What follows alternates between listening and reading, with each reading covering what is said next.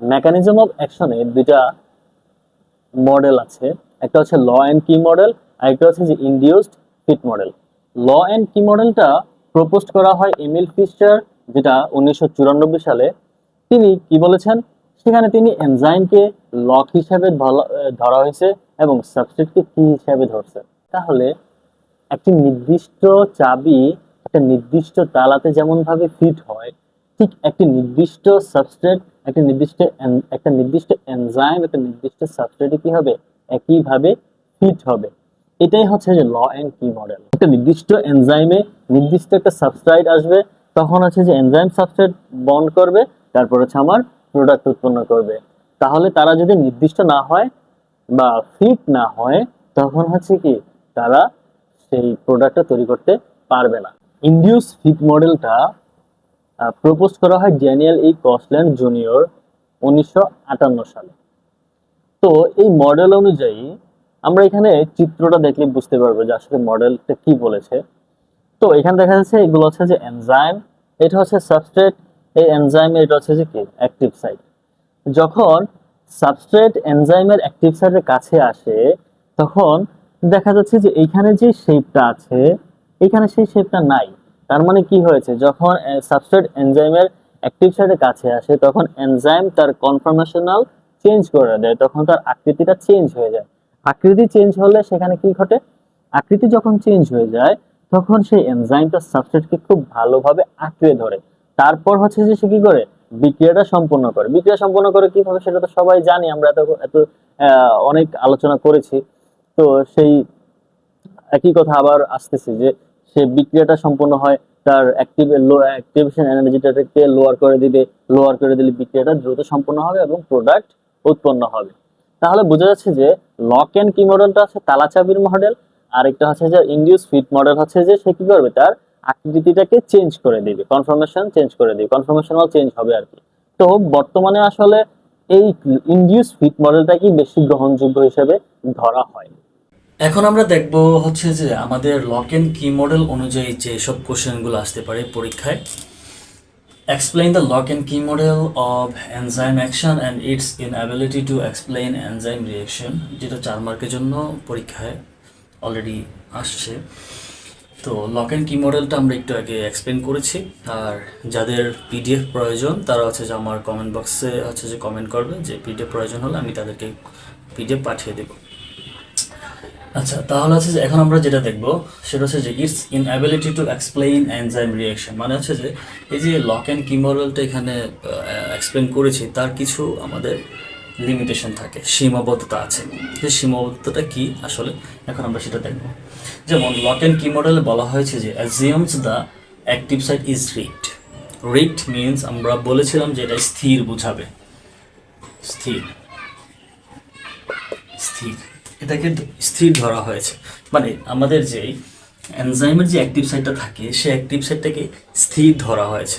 তো এতে করা হচ্ছে যে সে একদম নির্দিষ্টভাবে ঠিক ওই রকম শেপ ছাড়া সে কী করতে পারবে না, কোনো সাবস্ট্রেটের সাথে বিক্রিয়া করতে পারবে না। কিন্তু বাস্তবিক গবেষণার ক্ষেত্রে দেখা গেছে যে যখন হচ্ছে যে সাবস্ট্রেট যখন এনজাইমের কাছে আসে তখন এনজাইম কি করে, তার যে অ্যাক্টিভ সাইডে যে অ্যাক্টিভ সাইডটা আছে সে নিজেকে একটু করে চেঞ্জ করে কেন, কারণ হচ্ছে যেন সাবস্ট্রেট তার সাথে খুব ভালোভাবে যুক্ত হতে পারে। তাহলে লক অ্যান্ড কি মডেল অনুযায়ী এই যে রিক্ট কথাটা বলা হয়েছে, তাহলে এটা কি না, কার্যকর না। কেন, কারণ হচ্ছে যে এনজাইম যখন সাবস্ট্রেট তার কাছে আসে তখন তার অ্যাক্টিভ সাইডটাকে কি করে, একটু হলো চেঞ্জ করে। তারপর বলছে cannot explain the induced fit model, এটা কেন এক্সপ্লেন করতে পারবে না। ইনডিউসড ফিট মডেলে বলা হয়েছে যে যখন সাবস্ট্রেট এনজাইমের কাছে আসে তখন তার অ্যাক্টিভ সাইডের কনফরমেশনাল চেঞ্জ হয়, যেন সে এনজাইম সাবস্ট্রেটের যে বন্ডিংটা হয় সেটা যেন খুব ভালোভাবে যুক্ত হতে পারে। তো এই জন্য হচ্ছে যে সে ইনডিউস ফিট মডেল অনুযায়ী সে কী করতে পারে না, এটাকে এক্সপ্লেন করতে পারে না। Does not explain transition state stabilisation say explain করতে পারে না, মানে লক অ্যান্ড কি মডেল অনুযায়ী। কেন, এনজাইম যে শুধুমাত্র বিক্রিয়ায় যে সাবস্ট্রেটের সাথে যুক্ত হয় ব্যাপারটা এরকম না। সে কী করে, বিক্রিয়ার গতিকেও নিয়ন্ত্রণ করে।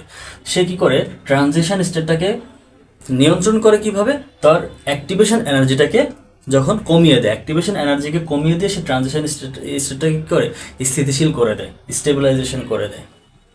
এই জিনিসটা লক অ্যান্ড কি মডেল অনুযায়ী এক্সপ্লেন করতে পারে না। তারপর হচ্ছে cannot explain catalytic efficiency. Catalytic efficiency কেন সে এক্সপ্লেন করতে পারে না? কারণ হচ্ছে যে ক্যাটালাইটিক এফিসিয়েন্সি জিনিসটা হচ্ছে যে বিক্রিয়ার অ্যাক্টিভেশন এনার্জিকে কমিয়ে দিয়ে সে কী করবে, বিক্রিয়াকে স্পিড আপ করে দেয়, গতিশীল করে দেয়। এটা কে করে? এটা হচ্ছে যে এনজাইম করে থাকে। কিন্তু লক অ্যান্ড কি মডেল অনুযায়ী এই যে ক্যাটালাইটিক এফিসিয়েন্সিটাকে কী করতে পারে না, সে এক্সপ্লেন করতে পারে না। তারপর বলছে যে can not explain broad substrate specificity.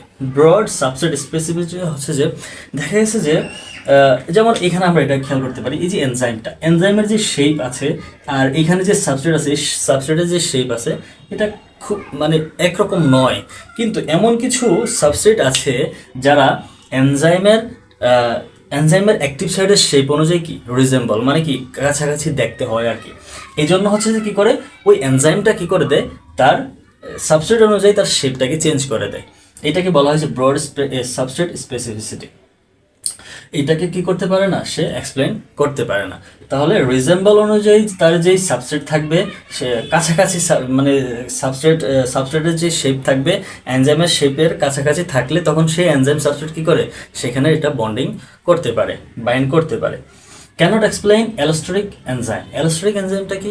Allosteric enzyme হচ্ছে যে এনজাইমের অ্যাক্টিভ সাইট বাদে আমার আরেকটা সাইট থাকতে পারে। যেমন হচ্ছে এটা যদি আমরা এনজাইম ধরি, এটা এনজাইম ধরলাম, এই এনজাইমের এই জায়গাটা আমার আরেকটা সাইট আছে, এটাকে আমরা অ্যাক্টিভ সাইট ধরলাম। এটা তাহলে এটা যে সাইটটা থাকবে এই সাইটটাকে বলা হবে যে অ্যালোস্টেরিক সাইট। এই অ্যালোস্টেরিক এনজাইমকে এক্সপ্লেন করতে পারে নাকি লক অ্যান্ড কি মডেল অনুযায়ী। এই জিনিসগুলো হচ্ছে কি লক অ্যান্ড কি মডেলের তার লিমিটেশন, সে এগুলো। তারপর আরও কিছু আছে যেমন কোফ্যাক্টর, কোএনজাইম। যেমন বিক্রিয়ার কাজের জন্য এনজাইম কি করে, কোফ্যাক্টর কোএনজাইমগুলোকে আমার হচ্ছে যে ইউজ করে যেন বিক্রিয়া গতিকে আরও ত্বরান্বিত করা যায়। কিন্তু এই অনুযায়ী হচ্ছে লক অ্যান্ড কি মডেলে অনুযায়ী এদেরকে বর্ণনা করা যায় না। আর এগুলোই হচ্ছে কি লক অ্যান্ড কি মডেলের লিমিটেশন।